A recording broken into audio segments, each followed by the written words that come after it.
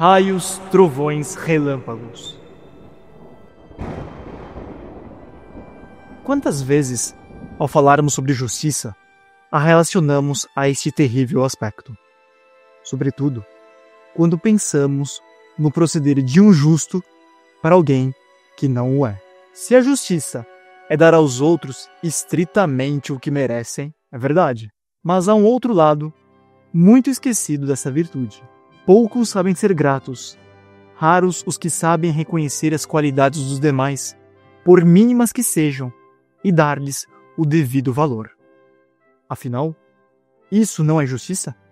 Como nosso fundador, Monsenhor João, praticava essa virtude? Certa vez, tinha uma que o Monsenhor João tinha muito apreço, porque via que tinha muito boa vocação. E Monsenhor João tinha muito empenho em fazê-la perseverar, progredir no caminho da perfeição, da virtude. E Monsenhor fez muito apostolado e se dedicou muito para que ela continuasse e perseverasse nos arautos. Mas acabou sendo que ela decidiu de fato tomar outro caminho. E Monsenhor João, com muita pena, chamou-a, depois de uma missa dele, ele estava celebrando na Basílica, ela ia voltar para a casa dela, logo depois da missa, e Monsenhor João quis despedir-se dela.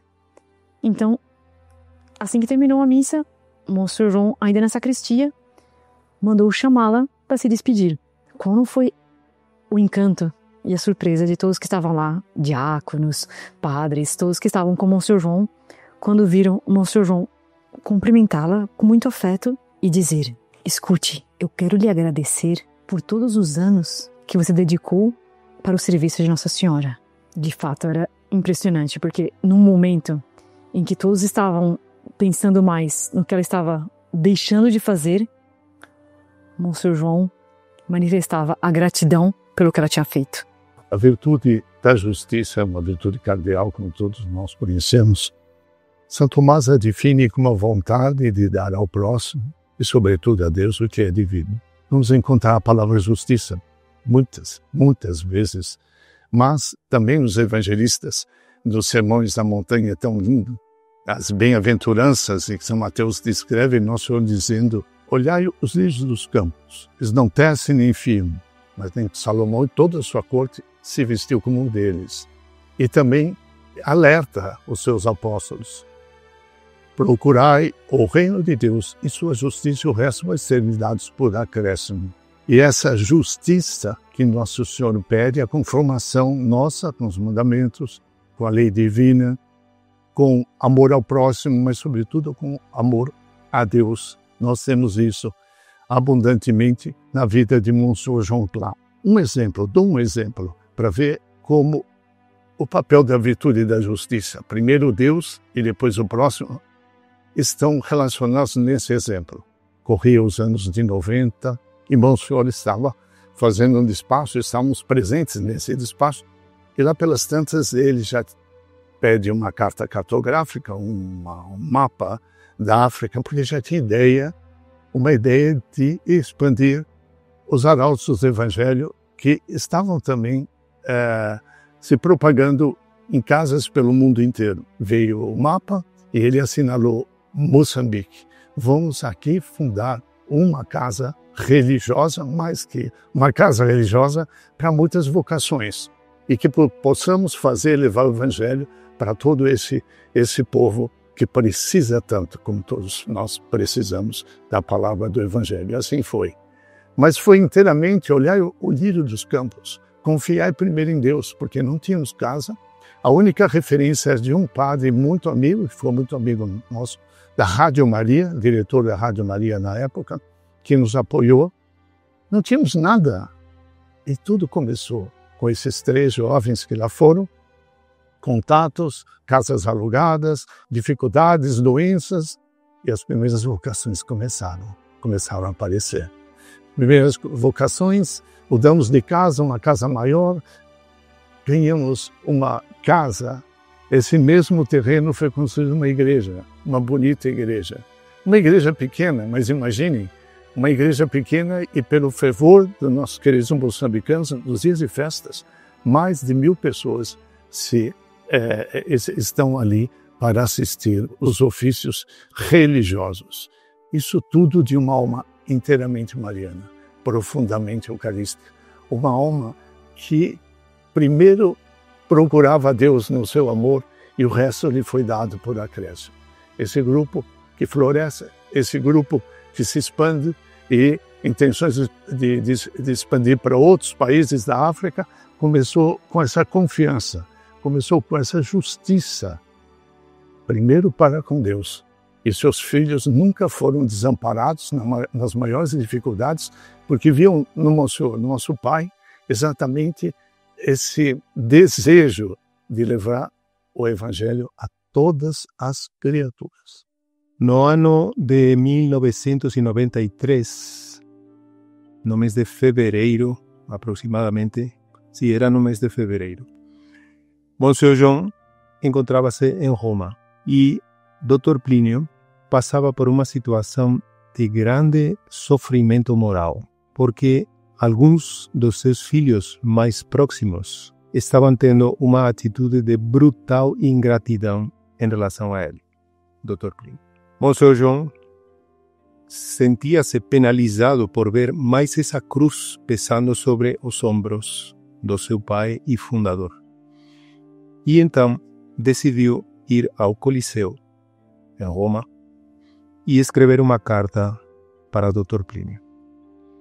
Nela, Monsenhor João fazia um paralelo entre o martírio dos inúmeros cristãos que verteram o seu sangue na arena, naquele Coliseu, e o martírio pelo qual estava atravessando seu pai e fundador, Dr. Plínio, por fidelidade à sua vocação profética. Dr. Plínio ficou muito consolado com essa carta, porque de fato era um ato de justiça e de reparação em relação à vocação de Dr. Plínio.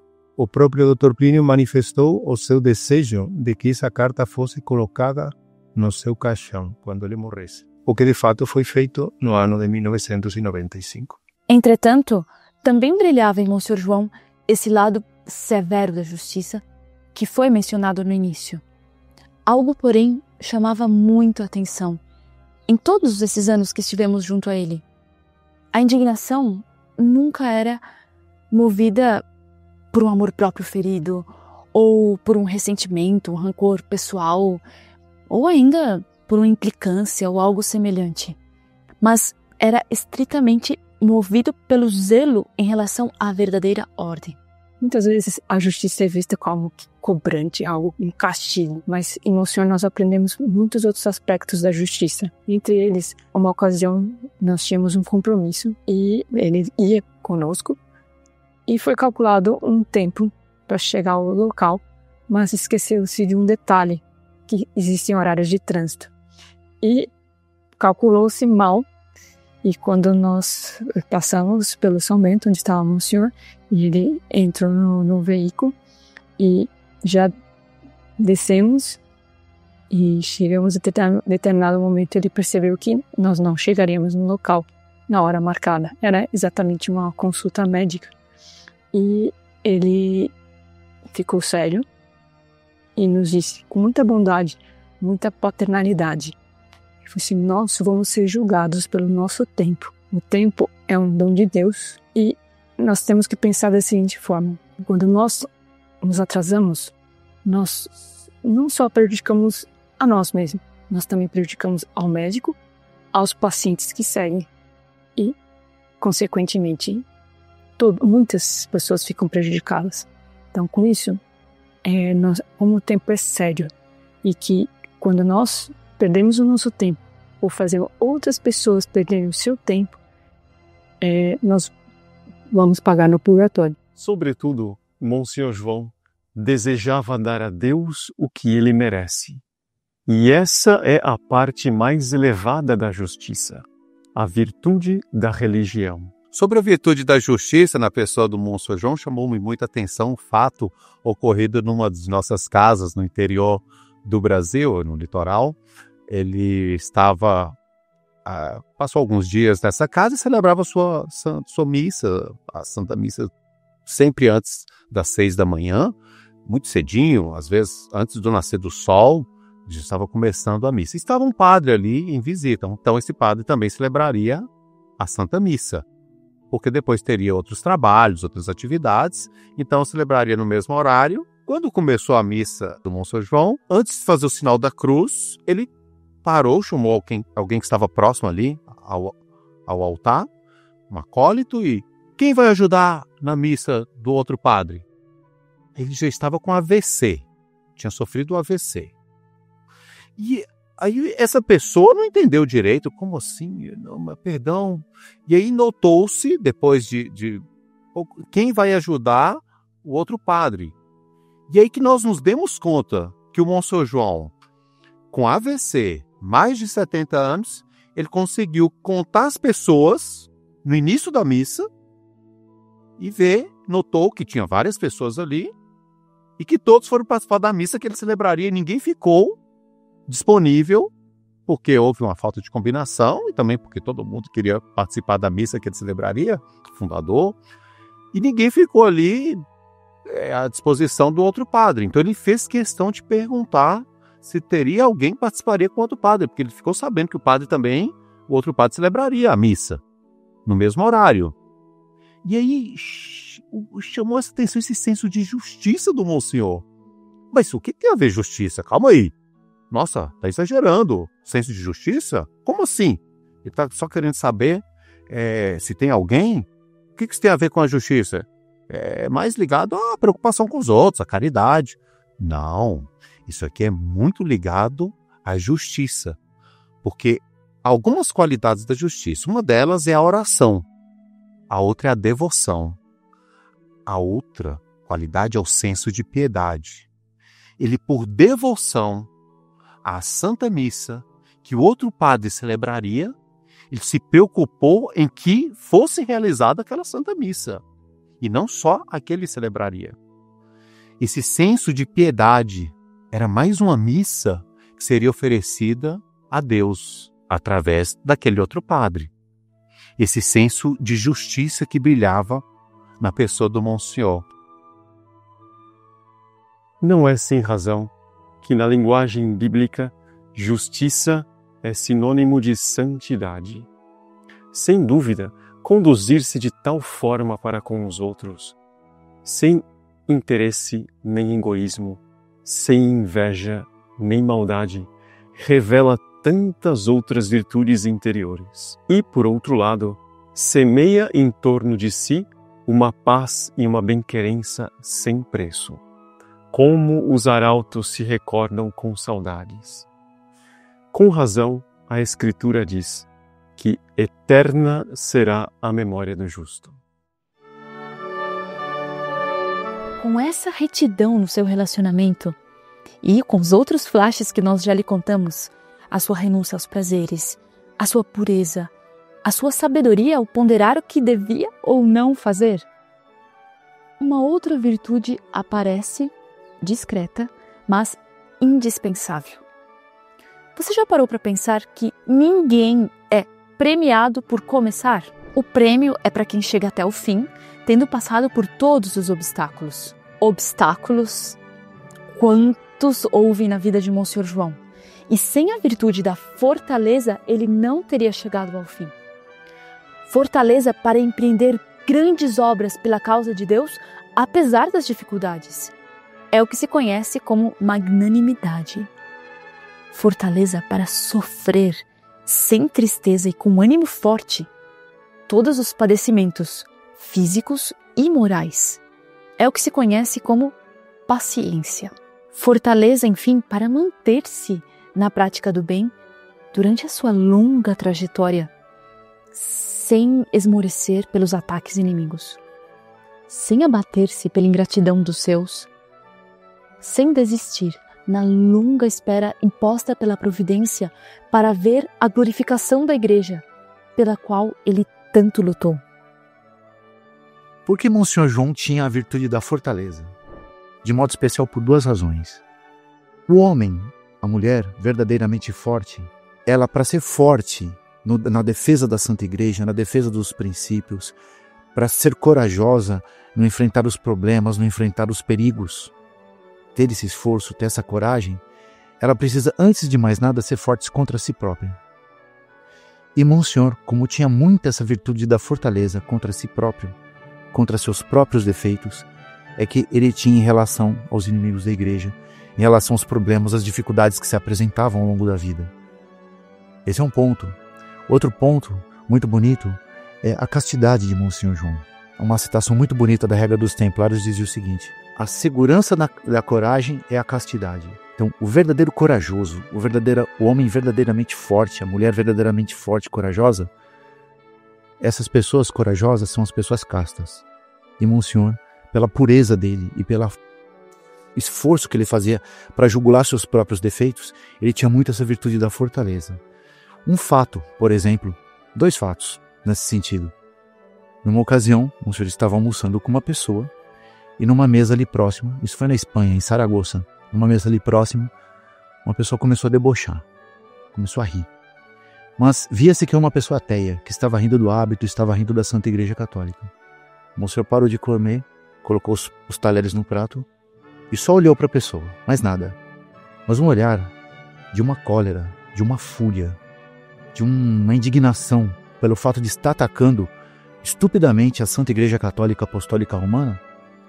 Quando ele deu aquele olhar para aquela pessoa, a pessoa na hora parou, gelou, mudou de assunto, abaixou a cabeça, ficou com a cabeça baixa e um olhar só de Monsenhor. Ele continuou comendo normalmente. Colocou a pessoa no lugar dela. Esse é um fato. Um outro fato se deu numa igreja. Monsenhor estava para reger o coro alto, e infelizmente, nessa ocasião, estava um verdadeiro fala-fala dentro da igreja. E Monsenhor, lá do coro, deu um berro. Disse: estamos na casa de Deus. Todo mundo ficou assustado, um medo geral assim. E todo mundo ficou num silêncio absoluto, ninguém mais falou nada. Ou seja, um brado de Monsenhor João naquele momento colocou medo nas pessoas. E nós vemos por aí a virtude da fortaleza, né? Monsenhor João é um homem que não desistia. Quando ele abraçava um ideal, quando ele tomava iniciativa, não tinha o que o fizesse recuar. Certa vez, numa cidade no interior do Brasil, o Monsenhor João, cidade quente, o Monsenhor João estava ali conosco, nós fizemos uma rodinha em torno dele. Antes das apresentações era muito comum, quando ele chegava um pouco antes, os filhos espirituais estavam todos ali para pegar presbizados, um convívio com ele. E nesse dia especialmente quente, era uma apresentação que tinha sido marcada no espaço externo, não era num anfiteatro, numa igreja, nem nada, era uma área externa, em que estariam autoridades civis ali, o Monsenhor João conversando sobre o ambiente das apresentações anteriores, várias coisas, e alguém comentou: nossa, Monsenhor João, nessa época de política, esses carros de som não nos deixam em paz, porque quando a gente tenta descansar um pouquinho, passa um carro de som, vote fulano de tal, número pá, e a gente estava adormecendo a corda. Aí o Monsenhor João disse justamente isso também, falou: nossa, realmente onde eu estou hospedado também passa muito esses carros de som o tempo todo. Mas tem uma coisa que me chama um pouco assim a atenção, é que quando eu começo a descansar naqueles pequenos minutos entre o almoço e a nova apresentação, alguém bate na porta. Toque, toque, toque, toque. Aí o Monsenhor João já estava deitado, aí levanta-se para atender, é a camareira perguntando: o senhor gostaria que trocasse os seus lençóis agora? Aí o Monsenhor: não, obrigado, isso está bem, muito obrigado. Aí fecha a porta, tenta descansar um pouquinho, naqueles 30, 40 minutos, toque, toque, toque. O senhor gostaria que trouxesse água, trocasse a água aqui do quarto do senhor? Ah, não, obrigado. E volta a fechar a porta. E ele comentou isso, estava ali no meio daquela roda, aí perguntei: Monsenhor João, o senhor gostaria que fosse até o hotel lá e falasse: olha, quando o maestro está aqui, não precisa bater na porta, qualquer coisa ele pede? Aí Monsenhor João: não, de forma alguma. Não precisa fazer isso. Fez um gracejo comigo, inclusive. O senhor não precisa nem dar aviso aí para a cidade também parar o carro de som nesse horário do descanso nosso, tá bom? Não, nada disso. Mas não precisa avisar no hotel também não. Por quê? Porque entrou na chuva é para se molhar. Aquilo me impactou muito. Porque mais do que uma frase popular, um dito popular, aqui é um ensinamento missionário, um ensinamento de amor de Deus. Quando a gente abraça a causa de Deus, quando a gente é chamado para uma vocação, quando tem uma iniciativa da Santa Igreja, que é para fazer o bem, é claro que haverá dificuldades.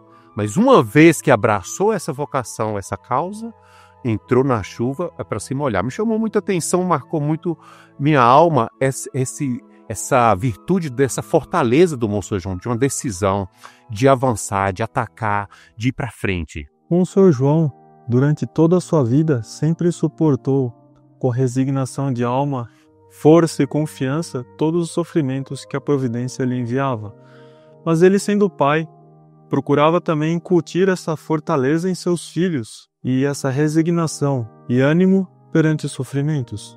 Um fato que se deu com um dos sacerdotes nosso, Padre Pedro Paulo Figueiredo.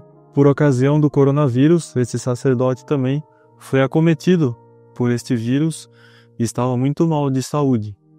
Monsenhor João foi acompanhando o estado de saúde dele pelas notícias que lhe chegavam. Até que em um certo dia, disseram ao Monsenhor João que Padre Pedro Paulo estava muito abatido, muito provado por causa de todos os sofrimentos que esta doença lhe causava. E Monsenhor João, ao saber disso, no mesmo momento, quis fazer uma gravação de áudio e enviar ao Padre Pedro Paulo para animá-lo, para fortalecê-lo. E Monsenhor João, com toda a dificuldade de falar, com poucas palavras, mas com muita força, com palavras muito carregadas de energia, de força, foi transmitindo ao Padre Pedro Paulo todo este ânimo. Monsenhor João apenas dizia: Pedro Paulo, força, força! Pedro Paulo, ânimo, força! E por quase um minuto, Monsenhor João foi repetindo essas mesmas palavras, mas apenas para estimulá-lo e animá-lo. E com essa força que ele transmitia por essas palavras, mas carregadas de ânimo, de fortaleza de alma, Monsenhor João pôde animar um filho seu. O Senhor João foi sempre um homem muito ativo, muito firme, muito intrépido. Mas a providência permitiu que ele fosse um homem de dores.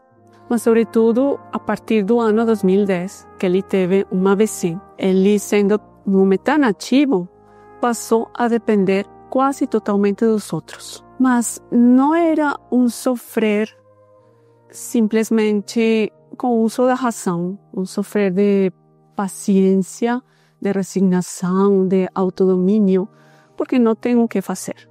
Não. Ele sofria com grandeza. Ele sofria com aquele toque característico de quem sofre com confiança, com aquela nota característica de um sofrimento ordenado que sempre tem uma finalidade. Ele fazia os tratamentos, fazia toda a reabilitação, claro, sempre colocado na vontade, nas mãos de Deus. No ano 2017, ele teve uma queda. E a partir dessa queda, ele teve que depender de uma cadeira de rodas até o fim dos dias dele. Além da dor física, isso significou um grande sofrimento moral, porque houve um retrocesso naquele processo de recuperação que ele tanto queria. Mas ele aceitou com tanta valentia, com tanta confiança e abandono nas mãos de Deus, que realmente foi edificante.